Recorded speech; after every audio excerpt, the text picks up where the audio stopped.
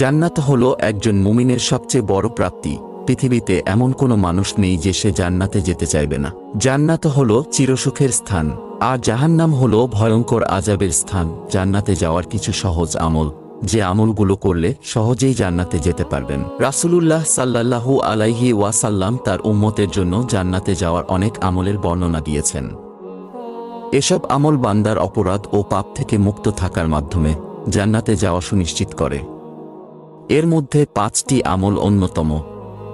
তা হল 1 নাম্বার সাইয়্যিদুল ইস্তেগফার।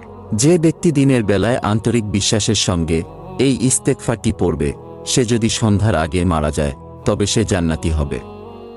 আর যে ব্যক্তি রাতের প্রথম ভাগে আন্তরিক বিশ্বাসের সঙ্গে তা পড়ে আর যদি সে ভোর হওয়ার আগে মারা যায় তবে সে বিনা হিসাবে জান্নাতি যাবে। ইস্তেগফারটি হল আস্তাগফিরুল্লাহি রাব্বি মিন কুল্লি জানবি ওয়া তুবু ইলাই।